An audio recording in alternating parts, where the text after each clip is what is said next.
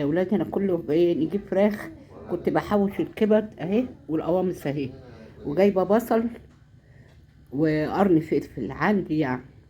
المهم انا امسك الكبد اقطعها والقوامص اقطعها والحاجات دي اقطعها. انا متشكره جدا جدا على حبايبي واحفادي اللي هم متابعيني واللي هم بيشجعوني ويقولوا لي الكلمه الحلوه. ربنا يبارك فيهم يا رب ويديهم ايه الصحه، سواء داخل مصر او خارج مصر. ربنا يبارك لكم جميعا فرد فرد واسم اسم. همسككم الاول، اول ما احط القوامص في الطاسه بالايه لوحدها كده من غير البصل، خلاص. وبعدين اما تستوي اروح حاطه الكبد زي ما احنا بنعمل، وكان بيضه كده في فرخه بداخل بلدي اهو، رحت حطاها.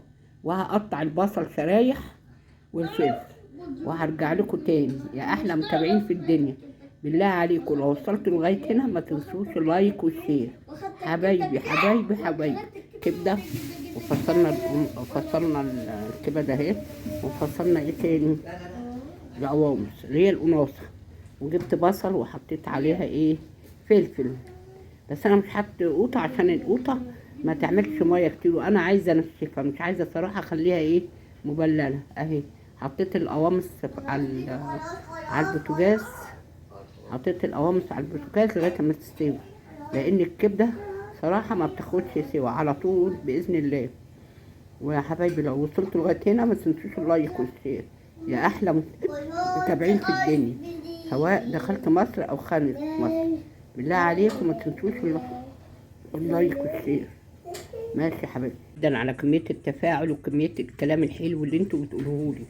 كان عندنا حبه مكرونه كده، قلت لا، الواحد قلبه وجع من قوطه برضك بيعمل حرقان على المعده اهو. حمرناهم وسقناهم حبه شوربه، ما عندكيش شوربه حطي ميه ما يجراش حاجه، وتوبي حطي التوابل اللي انت عايزاها.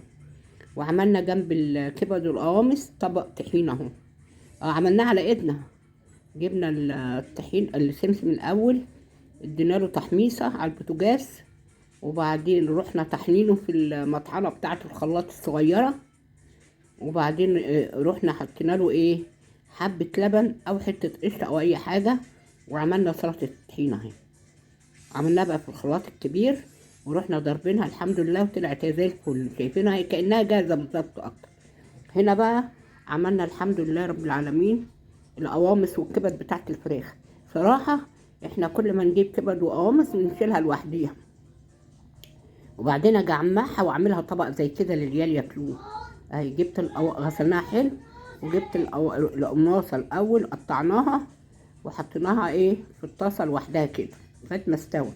وبعد ما استوت زي ما احنا ورناكوا البصل والفلفل والتوابل اللي عندك حطيها، ما تأزميش نفسك.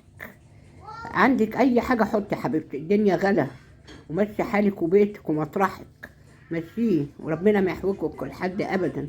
ويا رب يخلي لكل عين رجاها يا ولاد. ربنا يبارك لكم في اكلكم، الرك على النيه والرك على الشبع. طول ما انت شبعانه والحمد لله ربنا هيديك خير يا رب.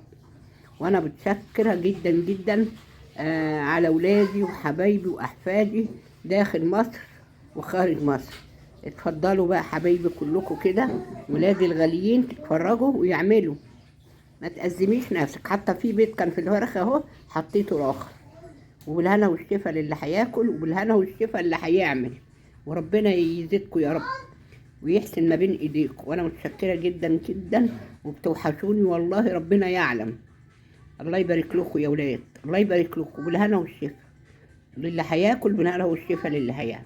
يلا بسم الله، بسم الله الرحمن الرحيم. يلا تعالوا كلوا معانا بقى اهو. المكرونه دي عاملينها للعيال بيحبوها كده محمره في السمنه البلدي، بتبقى طعمها جميل جميل جميل. بالهنا والشفا. مع السلامه يا احلى ولاد. لو وصلتوا لغايه هنا ما تنسوش ايه؟ علي صوتك عشان يسمعوك. ما تنسوش ايه؟ لايك وشير.